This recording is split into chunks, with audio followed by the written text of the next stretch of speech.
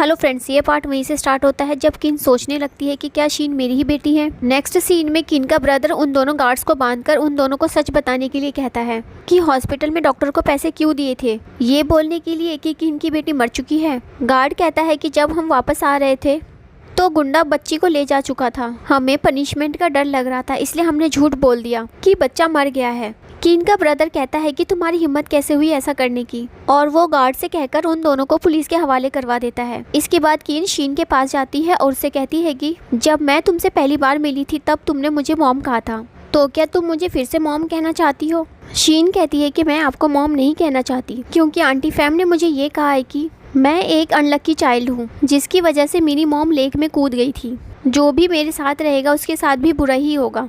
किन कहती है कि सच सच बताओ, क्या फैम ने ही तुम्हारे साथ ये सब कुछ किया है।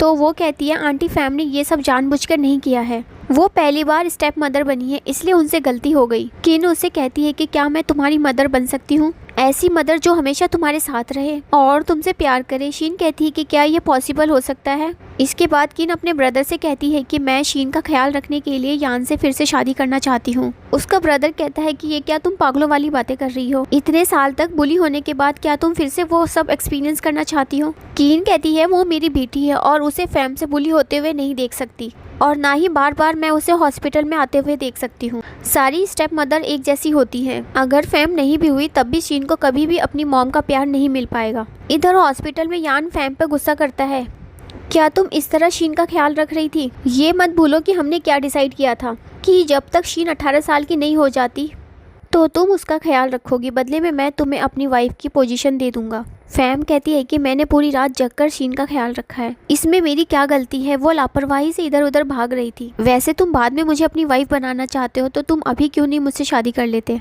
तभी नर्स कहती है कि पेशेंट को होश आ गया है। यान शीन से मिलने आता है। शीन यान से कहती है कि मेरा बर्थडे आने वाला है, क्या आप मेरे बर्थडे विश को पूरा कर सकते हैं। यान कहता है कि तुम्हें क्या चाहिए, मैं तुम्हें वो दे दूंगा। शीन कहती है कि मुझे मॉम चाहिए।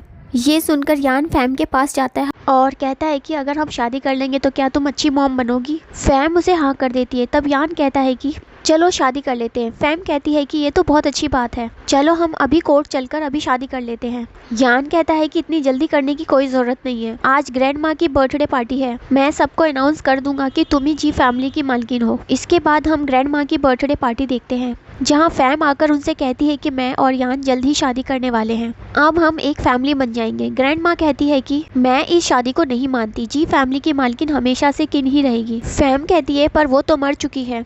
ग्रैंड माँ कहती है भले ही वो मर चुकी है फिर भी मेरे दिल में हमेशा से किन ही इस घर की मालकिन रहेगी। फैम उनसे झूठ बोलती है कि मैं यान के बच्चे से प्रेग्नेंट हूँ। ग्रैंड माँ ये सुनकर खुश हो जाती है। वो कहती है कि किन भी शादी से पहले प्रेग्नेंट हो गई थी पर उसके दोनों बच्चों का अब कोई अस्तित्व नहीं है, और वो अचानक किन को याद कर रोने लगती है और उसे ढूंढने लगती है। वो कहती है कि कितने साल हो गए हैं, मैं तुम्हें बहुत मिस करती हूँ, तुम इतनी हार्टलेस कैसे हो, एक बार भी मेरे सपनों में नहीं आई। तभी वहाँ यान आकर ग्रैंड माँ को संभालता है और कहता है क्या हुआ। ग्रैंड माँ कहती है मुझे ऐसा लगा जैसे मैंने किन को देखा है। यान कहता है यहाँ तो कोई भी नहीं है। ग्रैंड माँ कहती है कि मैं थक चुकी हूँ और कहती है कि अगर तुम फैम से शादी करना चाहते हो तो मुझे कोई ऑब्जेक्शन नहीं है। इसके बाद पार्टी में यान फैम के साथ शादी अनाउंस करने ही वाला होता है। तभी वहाँ किन आ जाती है। फैम उससे कहती है कि तुम यहाँ क्यों आई हो।